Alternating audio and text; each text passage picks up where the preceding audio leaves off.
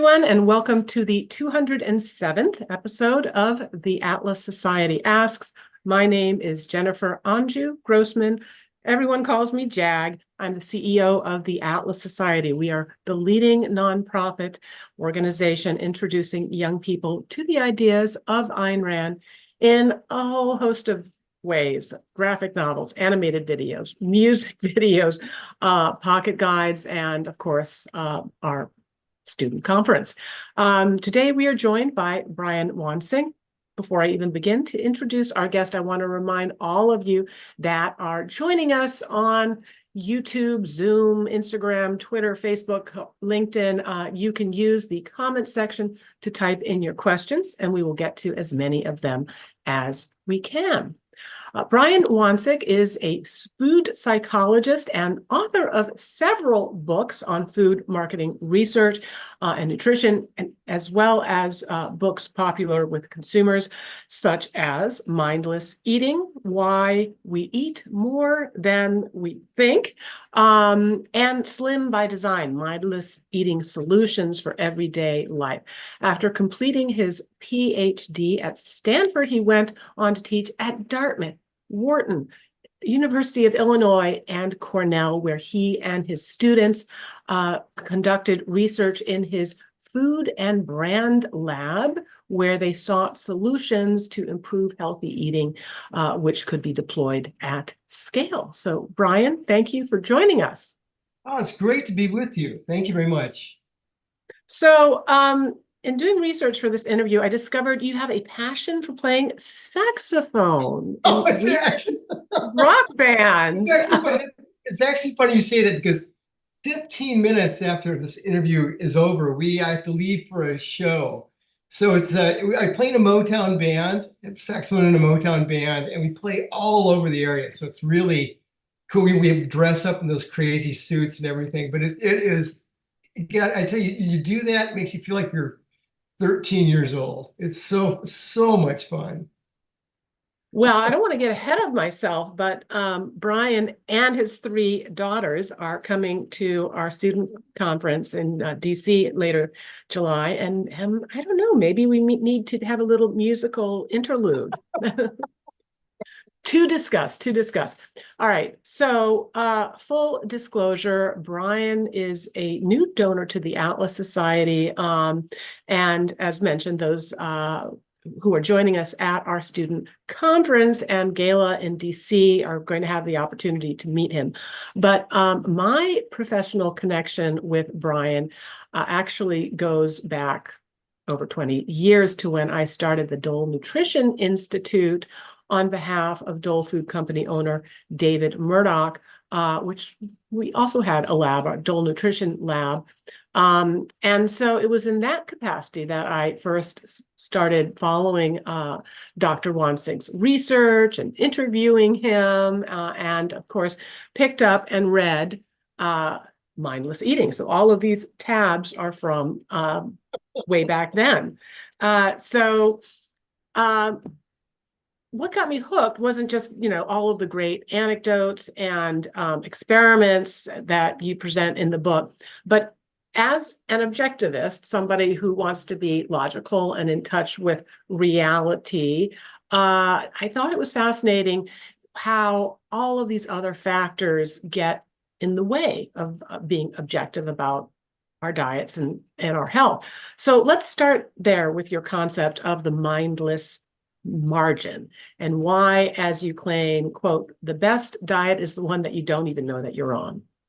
That's right. If you talk to the smartest person you're who's brilliant in every way, they wouldn't be able to tell you why they had super salad for lunch. Because they could rationalize something, but they just have no idea of all the little influences that sort of touch them, whether it be what the person over there did, whether it be the order of things on the menu, whether it be the look that the server gave when they said something. And the fact that all these decisions are just so at a low level of consciousness, that's why we get influenced by all these crazy things. But you asked about you mentioned the mindless margin. So if you look at, like most people, most of us need about 2,000 calories to neither gain nor lose weight. And if you even eat just 100 calories more than what you need to stay stable, over the course of a year, that's 10 pounds you gain, not even thinking about it. And so when I say the best diet's the one you don't know you're on, is that if you can set something up that gets you to just eat a little bit less than you normally would. Let's say 100 calories less a day than you actually need over the course of a year, that adds up to about 10 pounds of weight loss. But the problem is you have to do this in a way where it's not obvious to you that you're eating less than you typically would. Because once we Mhm. start doing that, things backfire because we kind of go, wait a minute, I ate a little less than I should today, so it means I can get an overeat tomorrow. And that's why the psychology of eating and setting up things around us so we unconsciously eat a little bit less ends up being very super useful. Right. And that also, can guard against diet rebounds, right? People lose Yeah. uh, 50 pounds on a fad diet, but then, inevitably gain it all back. And then also, we don't have to get into this deprivation mindset, and these become habits, right? So, not only are you not necessarily being, intentional about what you're doing, but because then it just becomes part of who you are. I mean, it's great because it's great to talk to people who let's say over the course of a year or two have lost, say, 10, 15, 20 pounds and say, well, were you dieting or what's going on? And they kind of go, no, I don't know what I did differently. I just seem to weigh less. But once you start asking, kind of probing things, it even sort of unsurfaces in their mind uh, and in their memory what happened. I remember, one person, um, lost like, I guess, 15 pounds in a year. And she didn't know why, but what it ended up being is that she ended up drinking one less coffee during the day, and she's adding so much sugar and cream and stuff to her coffee that all of a sudden she's like, "Ooh." Yeah. Well, so tell us about the summers that you spent with your brother and cousins at the family farm in Iowa, because you share an anecdote in the book that it seems during a summer of low grain prices, you may have started to get the idea that would later culminate in the book. Yeah. And so growing up in Iowa, my dad worked as a production worker in a bakery, and we'd spend summer on our aunt and uncle's family farm. But all of a sudden, there ended up being some problems with grain prices, and then all of a sudden, it has a ripple effect with throughout the entire food chain and stuff. And my dad got laid off for we didn't know how long it'd be. It ended up being maybe 8 months or so, and it dramatically influenced both my brother and I in terms of the way we view food and um, I guess kind of sort of the way we um, put it on maybe a different pedestal than we used to, than we Right. otherwise would if it was always there and we weren't kind of worried about whether dad would get another job or not. Yeah, And well, and remember your uncle, you were saying, why aren't we, we used to go to the movies, and why have the movies been cut out? And your uncle said, well, people need to buy more and eat more corn. So yeah, maybe we, some level you were thinking, gee, well, what are the factors that drive people to eat more or eat less? I'm wondering if it was when during was it as a teenager or later in life that you discovered Ayn Rand and just basically the philosophy of liberty? well, toward when I was 18 or 19 years old, before I went off to college, I really believed that the fortunes of not just small towns, but of families and of little 8-year-old boys was really dependent upon how well businesses were doing. That the better the business did, the better the bread company did, the better the town did, the better the family did, the better and the less worry little 8-year-old boys had. So I was a Mhm. super strong believer in the powerful influence that companies have on the welfare of all of us. They do well, people do well. Towns like Sioux City, Iowa do well. And so it might have been when I was maybe 24, 25 that I first read, I read Atlas Shrugged first. And I said, wow, this is exactly the way that I see things, that the people who have the entrepreneurial spirit and have the free market sort of leanings, they're the ones that are lifting up the entire rest of the world. And if they weren't there, wow, we would all be in a world of hurt. And so it resonated. It wasn't as much of an epiphany because I already believed that to begin with. But what she was able to do was to give me a super powerful narrative of the power of an individual in that role. Yeah, absolutely.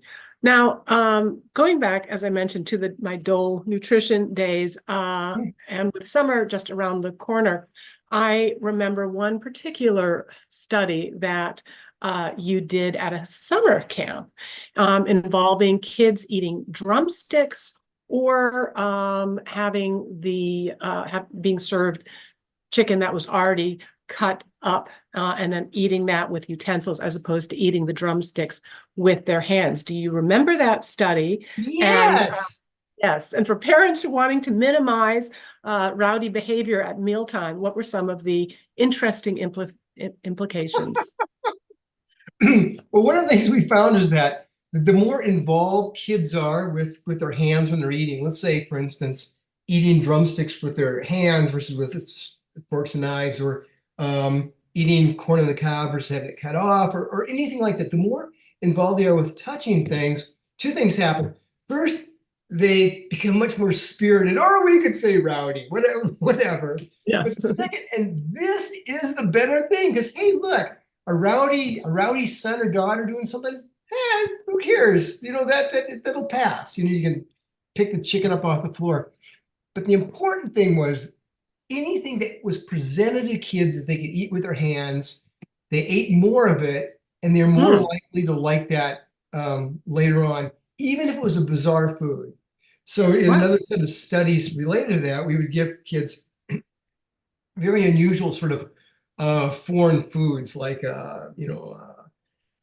things wrapped in grape leaves or stuff like this, things that typically they wouldn't like at all and wouldn't even eat. But if they could play with their food, if they could use their hands, it's great that they would eat more of it. They were more active during the meal. But most importantly, they're much more likely to eat it 2 weeks later when we gave it to them just with forks and knives, because they'd already shown ownership. They'd already had fun with the food. Wow. So you could do that. You could switch it. You could make healthy eating, playing with your food, and that kind of would bond them with the food and they would like it more. Yeah, that's exactly right. In fact, after we did some of those studies, what I started doing with my girls is anything we wanted them to try, we would just kind of put it out and not even give them little spoons and forks and knives, but they could just grab it and put it in their mouth. And having that very volitional sort of, ooh, this is fun sort of thing gave them much better associations with exotic new foods. All right. Getting back to the book, its cover, at least this cover, has art that conjures up a bucket of popcorn. The popcorn experiment you ran is one of the most famous in your book. So tell us about that. I'm going to step away for a second. I'll be right back. But yes, tell us about that experiment. Well, you know, if you talk to most people why they overeat, and they say, well, you know, the food tasted really, really, really good, or you know, I was super, super hungry. Okay, and we thought, well, I wonder what would happen if you gave people food that wasn't very good. Would something like as seemingly innocuous as the size of the popcorn bowl you gave to them, would that have an influence on how much they ate? And you could ask people about that and go, no, wouldn't influence, you know, anything I eat, because I eat when I'm hungry or when the food tastes great. And so we did this set of studies.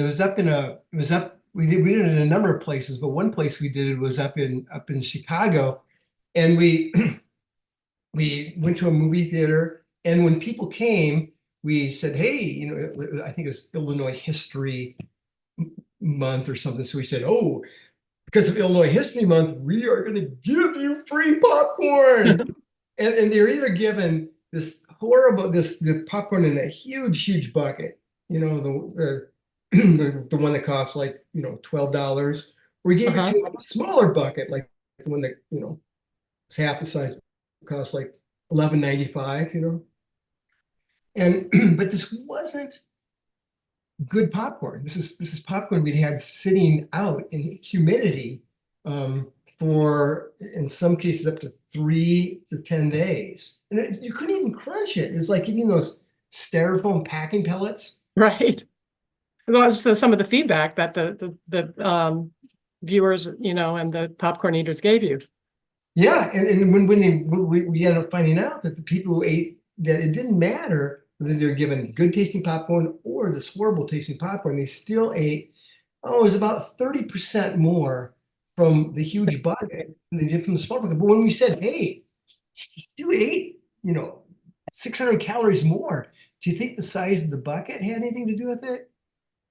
Almost to a person, you go, no, that's crazy, man. How could it? I just eat if the food tastes really good or if I'm really hungry. Yeah, neither was the case, and they still end up overeating. Well, even just the way that you were saying that, some of the other research that you present in the book is how your gender, whether you're a male or a female, how that influences what you eat in certain circumstances and the assumptions, right? So maybe talk a little bit about that. So I mean, that's really neat because that, we all talk about comfort foods and things like this. And we did this study with like maybe about 1,004 people or something like that, where we asked them to list their very favorite comfort foods. Okay. And and what we found is that for the women, for the men, we'll start with that. We'll say they would list steak, hamburgers, and pizza, and I think ice cream was one, and pasta. I think were the top 5 some comfort foods. Pasta or soup. But we asked the same question to the females, and their top comfort foods were, ice cream was on both lists, but theirs were cake, cookies, chocolate, and that's what theirs was. But they were all these very quick, easy to eat sort of healthy foods for the most part. And when we asked them, we say, well, wait a minute. I mean, don't you like steak or pizza or hamburgers? They go, oh yeah, I like them. But when I think of them, I don't think comfort. I think somebody had to make those for my dad when I was growing up. And it's typically my mom. And I don't get comfort out of something that I look at and I think it's going to be work. And that was so amazing to think that comfort foods weren't just driven by the taste and the sensory qualities, but it's also based on this set of associations that you would have that could really trip people up. But I'll give you another. This is kind of a cool example, and it's very relevant today. I mean, to actually right now, it's in France. It's June 6th, which is D-Day, and we did this study with World War II veterans, and we asked, and because one of the things we were finding is that we were wondering whether their experience overseas influenced whether what food they liked. And one thing we found really odd with Pacific veterans, okay, is that they either loved or they hated Chinese food. There's no middle ground. Nobody kind of goes, oh, it's okay. They just thought it was the greatest thing in the world, or they hated it. And one of the things that we were able to find was that their associations with this food were totally determined by what had happened to them when they were overseas. If they were, a Marine fighting in Guadalcanal or seen lots of action, just the thought of rice, the thought of anything Chinese or Japanese or just Asian anyway was just horribly aversive to them.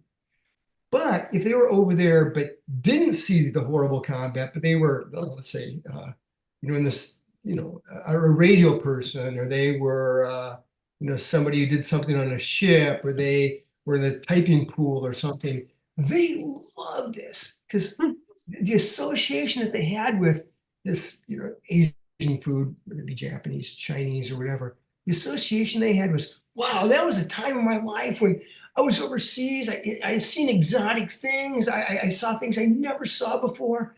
And all that comes back to me when I eat that food now. Exact same food, two different reactions. Yeah, I thinking of that right now, I personally do not like coffee. I don't like the smell of it. I don't drink it. I don't like it at all. And what way you've described this, I'm thinking back to when I was in college, and I was taking no-dos. I was drinking 10 cups of coffee a day. I was staying up, around the clock to try to study harder. And maybe that's why I'm like, no coffee for me. All right, we're going to get backed up on these questions here. So I'm going to dive into the pot and pick a few.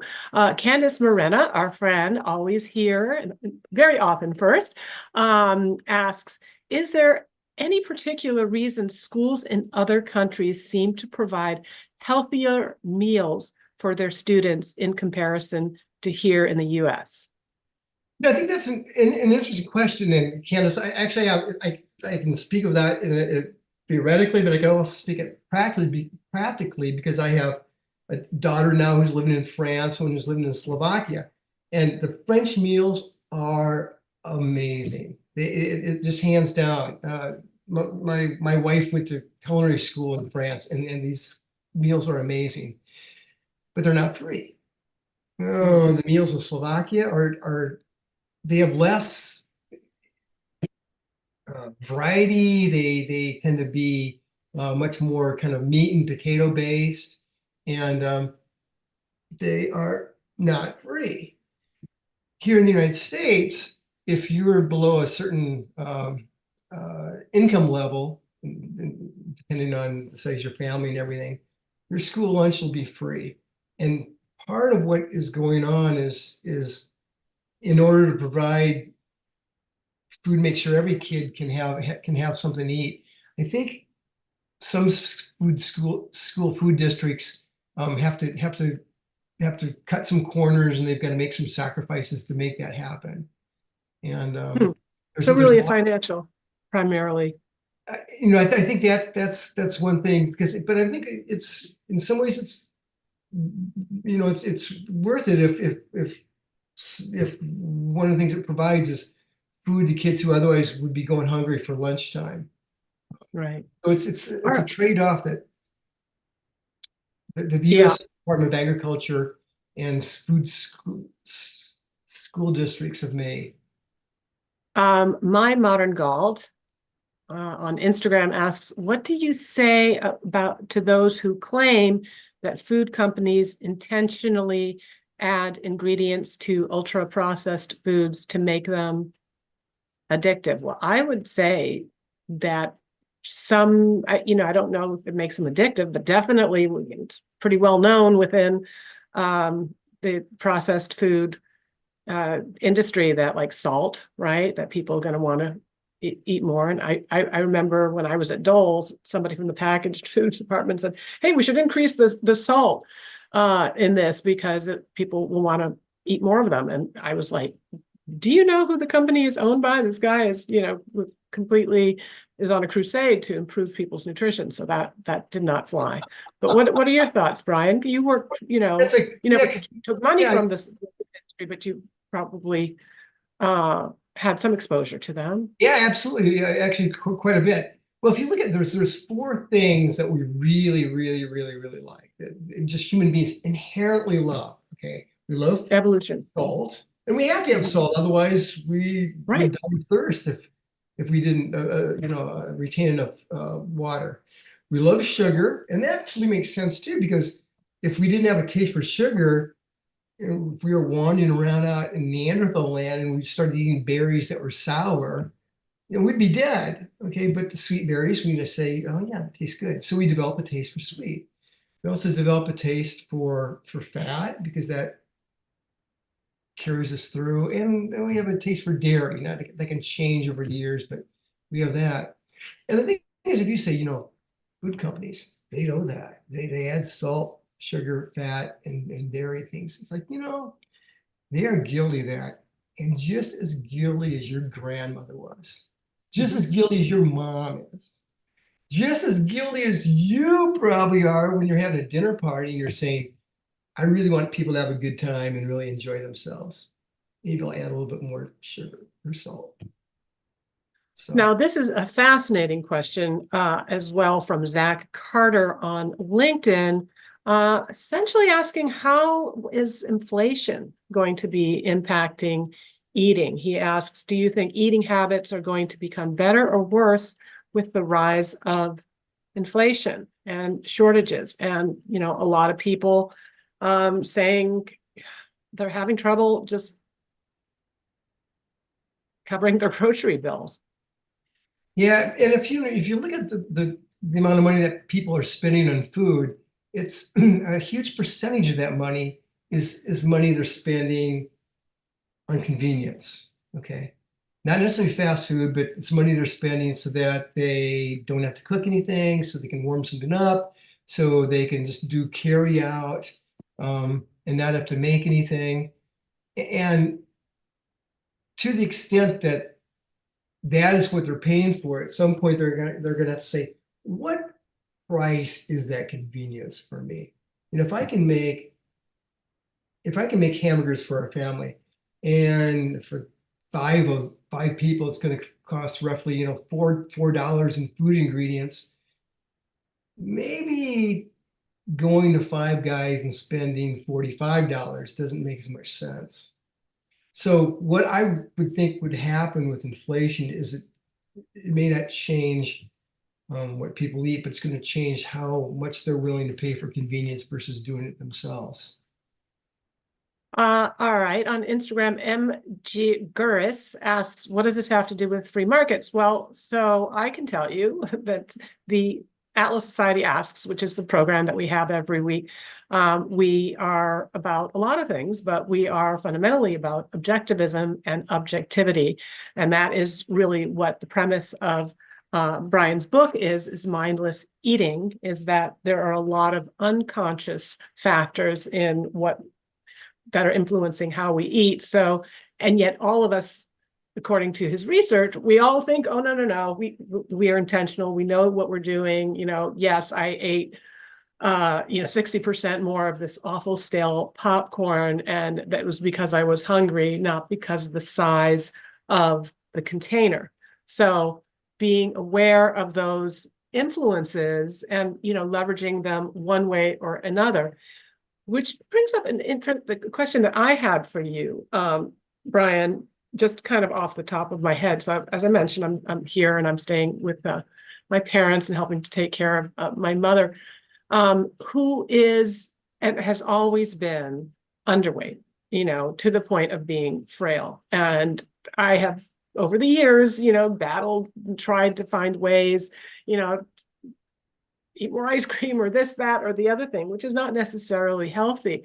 But I'm just wondering if, a lot of the examples and the suggestions, that you use here, like use chopsticks or, get single servings rather than, going to the big value pack. Could they be reverse engineered for somebody who's trying to gain weight rather than to lose weight? Absolutely. In fact, that's what we end up using with children. Is we take a lot of the things that we've discovered and we just reverse them for children who are, at risk for, not really, I don't want to eat that, and I'm not hungry. I just want to eat candy and stuff. So what we've done is we've done tons and tons of studies that show that if you reverse most of these, even for children, all of a sudden what happens is they end up eating more, but they don't think they are. So, I know there's some hospitals. We came up with a program for dietitians in hospital settings to move in this direction, and particularly with the self-service hospital things. And and some of it ends up being very easy. We end up finding that the average child at home even will eat about 35% roughly more of any fruit that is pre-cut. They'll also be more likely to eat fruit that's in their fruit basket.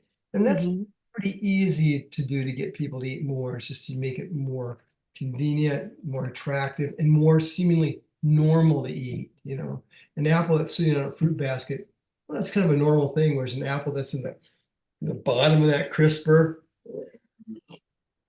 Yeah. So Timothy Lindell on X asks if there are any practices that people can practice to help reset their brain for a healthy lifestyle. So Tim, I would definitely recommend this book, but also Slim by Design, because, if I'm right, Brian, what I took away was it depends on who you are and what your particular problems with your diet are that you're trying to solve, so that it's not necessarily a one size fits all, but there's a menu of tricks, right? Sort of hacks, so to speak. And lots of things, yeah. I mean, so to have a rough plan is what you're going to do going forward is really good. But Tim brings up a good point about resetting things. And so we did a ton of these studies looking at all these crazy fad diets, like I don't know, the grapefruit diet, where all you use grapefruit for or whatever, or the ice cream diet, or the things where you fast for a day. But all these things, we ended up looking at all these things. And one of the things we found, and then these were all correlational studies, one of the things we found is it didn't matter what weirdo, I don't mean that judgmentally, what, let's say, unusual sort of diet a person went on in terms of like limiting themselves to one food or no foods or whatever, is they all had about the same effect on people, which is like, really, how can this be? How can this be? And again, the studies we would do would only run for about 10 days, but they all had about the same effect. But what we found, and this is cool, the reason they had these effects is that if you let's say you fast all day tomorrow, the next day, well, all of a sudden you've kind of said, well, there are crazy amounts of food I typically eat that I didn't eat yesterday, and I feel okay. And I like food a lot more than I did 2 days ago. I treasure it more. So I'm going to eat a little less. So I'm going to be a little more smart about what I eat. And that exact same thing happens if you go on the donut diet or the ice cream diet or the nothing but beef jerky diet. Is at the end of that diet period, or the juice diet, at the end of that period, you've come to sort of kind of rethink your food habits, and it's kind of interrupted some of those habits. But then you also like things a little bit differently, or you appreciate or treasure them more as a result. And I think that is neat, that if a person wants to reset something, almost any of those fad diets or even fasting, the real benefit isn't what happens in the day or 2 or 3 you follow the diet. It's what happens afterwards when you get off it. All right. Well, I know that we should have put the links to Mindless Eating in all of the chats, but let's also make sure to put the link to Slim by Design in case you're, really just want to get to the punch of how to implement these. All right. So, Brian, since you are a free market guy, we've got a question from Facebook. Alan Maricopa asks, no, sorry, that was a different one. Georgie Alexopoulos asks about government regulations and whether the whether government regulation of food and farming has encouraged unhealthy habits in places in comparison to food like places like Europe. Well, I had an incredible experience in 2007 to 2009, and that I was appointed by the White House by President Bush to move down to DC and be in charge of the dietary guidelines. And I was, I think, the first non-Democrat who had had that position as executive director. And and I believed that, if we ended up incenting companies to do something to get us to eat a little bit better, that would be the best way to change the way America eats, because it wouldn't be through legislation. It wouldn't be telling people, outlawing a cookie or shaking a finger at somebody for the cookie, but it'd be doing something where all of a sudden a better alternative came up than the cookie, or a lower calorie version of cookies came out, or smaller versions, or pre-portioned sub-wrapping of cookies came up. And so what we did back then was we started something called partnering with my plate, or partnering with my pyramid. And the idea was that if a company did anything to try to move people in the direction of eating healthier, whether it be healthier versions of their products, or whether it be smaller versions of their products, or anything, what we would do is we would acknowledge them as being now part of the solution. And this was only in place for about 9 months before President Bush's term ended, and then my term ended also. And in the 9 months, we had over 100 companies that got on board and did something. I mean, in some cases, I know there's some companies like, Taco Bell would be one, for instance. They didn't change their food at all, but what they did was they came up with tray liners, like whatever, 1 billion tray liners that told people how they could eat healthier, and how different sorts of foods fit into that pattern. So I think there's a lot of creative ways that government could get companies doing things, but it's not by telling them they have to do it. It's not by legislating. It's by giving them a win-win incentive where they do better and people do better. So Brian, was that Bush 41 or 43? 43. Okay, because I was a speechwriter in the Bush 41 administration. I was going to Oh, cool. Yeah, neat. chair if we had yet another previous life professional intersection. All right, this one, Brian, is right up your alley, because you present several studies about this in your book. Connie Keller on LinkedIn is asking, any studies for food consumption in different settings, as far as more likely to eat things based on what peers are eating? But you also talk about, the colors and the, noise level and the kind of music. So how does the environment influence what we eat, and how can we leverage that to either, like 99% of us eat less, or my mom eat more? Yeah. Well, no, it's a great question. There's a ton of things we can do. I'll tell you, one study we ended up doing was we would have people watch different types of movies and TV shows. And if you talk to a lot of families, a huge percentage of families don't sit down at a table and eat together, but they eat while they're watching television, while the television's on, or while the computer's on, or something like that. And what we did is we brought people in to eat and to snack. And what we did is we changed the type of show they're watching. We'd give them either something super, super stimulating, exciting, or something super, super boring. And one of the things that we found was that if the snacks were right next to each other, or pardon me, right next to where you're sitting, if you watch anything really exciting, I think we had them watch the movie The Island, which is Ewan McGregor, and it's a very exciting movie. It just becomes kind of this hand to mouth eating. Wow. But if they're watching something boring, it tends to be a little less. So the interesting difference, though, is if the food is in the other room and they've got to get up and walk to get it, that comes down a whole lot. What about lighting, colors? Yeah, we've never been able to really find a lot with colors, and we've tried a number of things, but we do find We've done some studies in restaurants, and in some cases, what happens in a normal dinner setting, like in your home, the brighter the lights, the faster and the more people tend to eat. But in restaurants, that changes a little bit, because what happens is if you look at the darkest parts of a restaurant, they're also the most hidden parts of a restaurant. And I think, and people are more likely to order desserts. They're more likely to order indulgent appetizers if they're sitting in a really dark part of the restaurant. But I think partly it's because, you know, you don't really think, you feel like you're kind of inconspicuous. You kind of feel like you get a free pass for whatever you want to eat. So that's a dangerous part to sit, is in the dark part of the restaurant if you want to be eating less.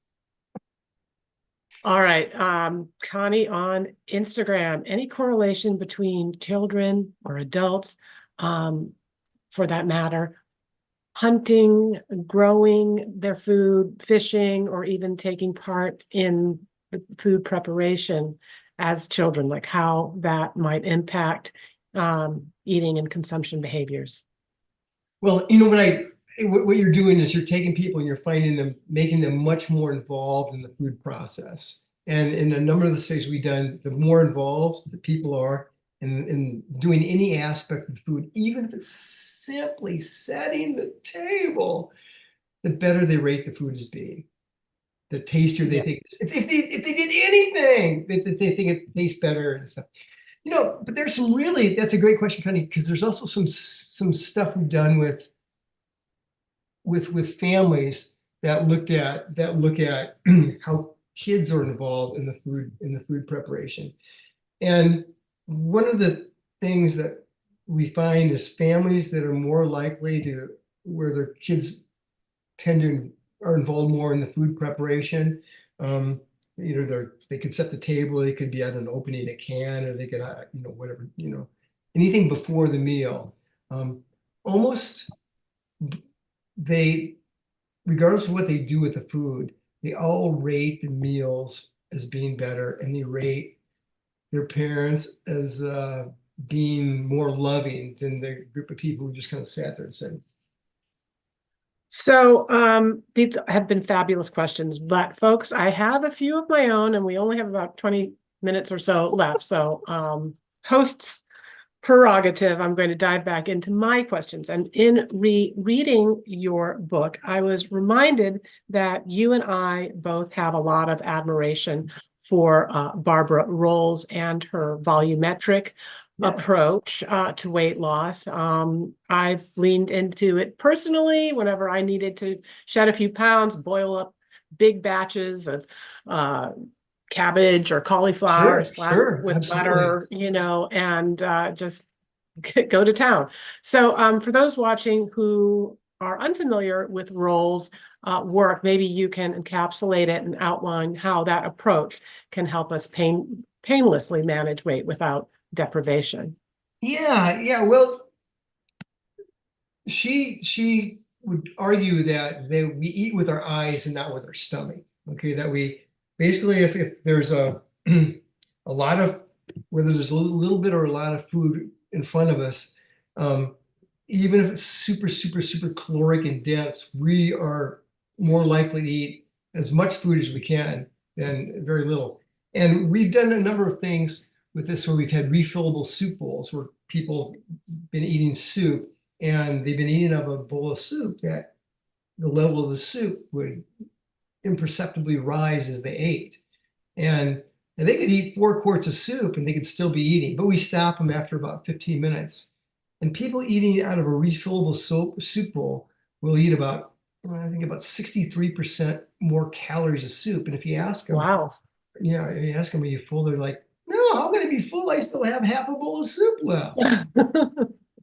And so this is sort of the idea that if you can take something and really give it a lot of volume, like let's say you take a salad and you really fluff it up a lot, or you take soup and you just dilute it and add water, you'll perceive yourself as being more full because in your mind you ate a lot of food. Okay.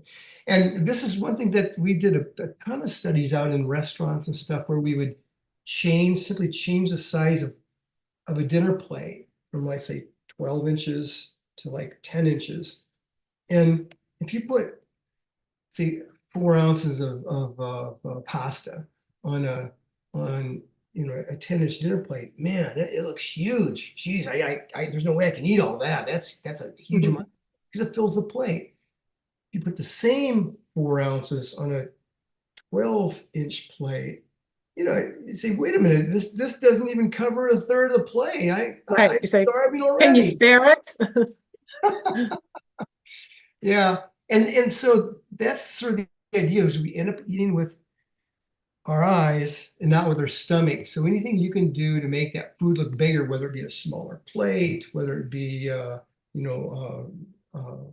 whether it be changing its calorie density in some way so you can eat a bigger volume of food, even though it's less caloric. All of that automatically gets hardwired into us feeling more satisfied, but having eaten fewer calories. All right, big box stores, Costco, Sam's Club, and the like. And now these may seem like a boon for bargain hunters looking to save money, but the research that you've done has uncovered some serious downsides. What are some of those hidden downsides of the superstores? Well, because the volume per unit is so low, we end up buying a whole lot more than we need. And if we're the type of person who eats directly out of the box or directly out of the package, like out of that potato chip package or out of the cereal box, it's really dangerous. But the benefit of these stores is there's huge cost savings in a lot of extent, in a lot of cases. And so I think for many, many years, my family had I belonged to Price Club when it opened back in California. I belonged to Sam's Club. We belonged to BJ's. We belonged to Costco. Go to all these places because you can get the benefit of lower cost per unit of food. But if you come back and you repackage it into, let's say, baggies, or you repackage it in a little Tupperware containers or whatever, you get the benefit of both the cheaper food and the benefit of not overeating it because you have a smaller suggested serving size because of the smaller Ziploc bag, the smaller Tupperware container you put it in. So that's the way to get around that. Right. So that you take it and then you make individual containers. Like, you get that big jar of Jelly Bellies or nuts or whatever your particular downfall is, and then just, repackage it. So I thought that was a good tip. Now, on a slightly different topic, you left academia in 2019, which in hindsight may have been fortuitous timing, given what has been playing out with the university campuses over the past 4 years, first the lockdowns and the mandates, now the madness of these protests. Many of the academics and educators that we've had on the show, a lot of whom have also left academia, they've spoken of what they sense as an increasingly intolerant, quasi-totalitarian atmosphere in higher education. I'm wondering if over the course of your career, if you noticed that, or did it really not show up for you in terms of the department you were in? Yeah. So I've always been fortunate because I've either been in business schools or been in an agricultural school or applied economics schools. And those tend to be maybe a little bit more insulated from some of the stuff that's going on. But a while back, maybe 2015 or something like that, Mother Jones magazine did an article about me. It's tremendously well written. Really a wonderful writer. She did a great job. Kind of came out here and had dinner with us. We had the great photographer came out, and in it she mentioned that I was libertarian in the magazine, and that's not Mother Jones isn't a very libertarian leaning publication, as we know. And I know once that happened, I think things changed a bit for me in terms of my and kind of the way I was Notoriety or whatever. Put a target on your back. Well, and then of course working for the Bush administration. Because what it seems to me in the interview that I did with John Ellis about the breakdown of higher education is that just year by year, like maybe when you started your career, it was more like maybe 60% on the left, 40%, 30%, but then every year that kind of progressive majority has become increasing to the extent where, like today, there are, maybe hardly any or no, non-progressive woke educators. And so that is making for a much less of a diverse, truly diverse education on campus. Yeah, So, and there were two different occasions, and I two different presidential races, and I think it was one of them might have been when McCain was running, and we gave some money to his campaign, like a presidential fund, and then we did it for another person too, maybe Romney, I think. And both times I got a call from the university newspaper, and they wanted to do a story on professors that gave money to non-democratic campaigns. And in both on both years, I think it's like 4 years apart. What they did was they would they would mention the people who had given money to the campaigns, because it's listed publicly. In both cases, these were front page stories about how could a professor who's supposed to be smart be doing this sort of stuff. And both times that I gave interviews, and it seemed to be newsworthy enough that it made it on the front page of the paper both times that that some people would do this. And I think in both newspapers, in both articles, there's only like maybe two of us who would comment to the reporters. wow. Well, those stories wouldn't appear today because perhaps there are no more Republicans on all right. Of course, I couldn't end this interview about mindful eating and healthy weight management without addressing the elephant in the room, which is Ozempic and other semaglutide drugs that have taken the market by storm. I know your focus of your research is on eating behaviors as opposed to medical interventions, but I'm wondering if you have any thoughts about this, personal, professional, or otherwise. Yeah. It's anytime you give somebody sort of let's say a get out of jail free card, it can really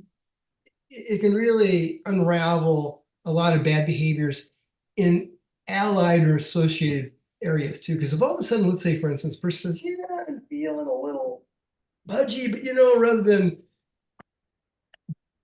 doing my sit-ups and eating a little bit less, if I take this, I'll be able to get back where I'm at." All of a sudden, this concern that I would have, not just let's say weight-wise, my concern I have is that that's going to make a person less directed, less focused, less disciplined in a ton of other areas of their life.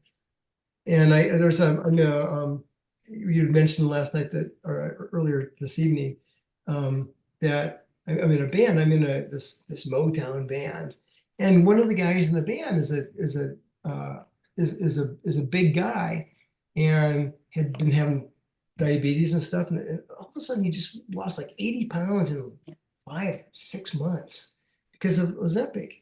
And it's like, wow, this is great because it's a chance to reset all sorts of other behaviors, and kind of almost start fresh. But that's not what happened. What it was a license to let a lot of other things lose a grip on a lot of other things, because after all, this is a get out of jail free card. And I don't have to worry about that anymore. Interesting.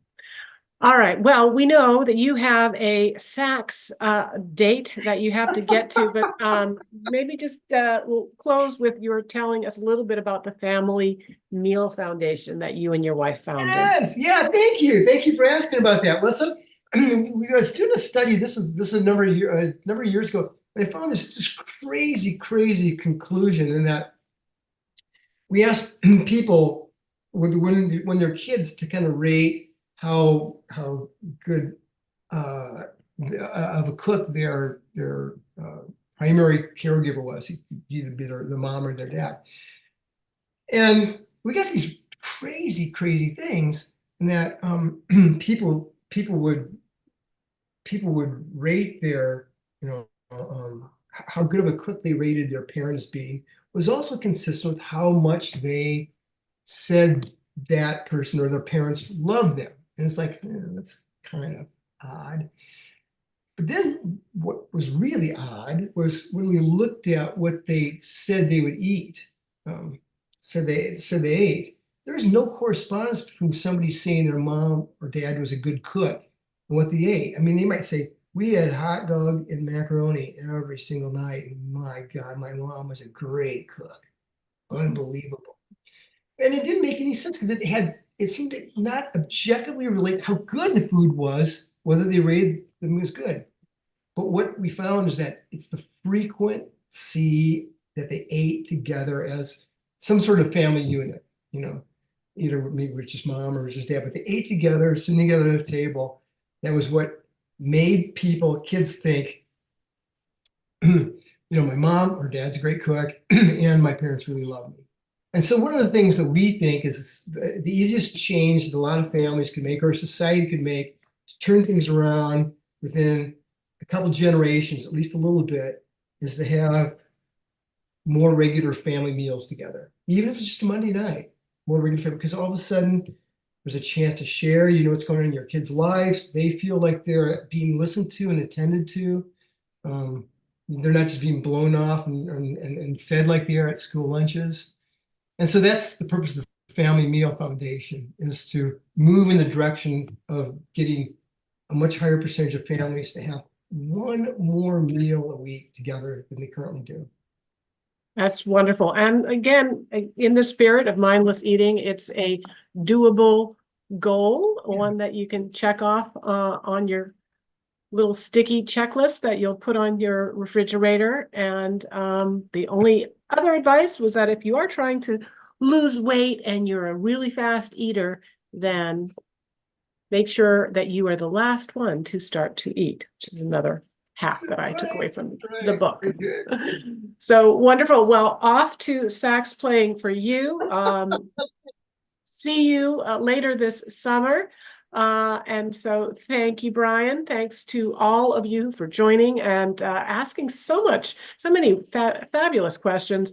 Of course, if you enjoyed this video or any of our other programming, please consider making a tax-deductible donation at atlassociety.org/donate. And be sure to join us next week when immunologist Stephen Templeton joins us to discuss his book, Fear of a Microbial Planet: How a Germophobic Safety Culture Makes Us Less Safe. See you.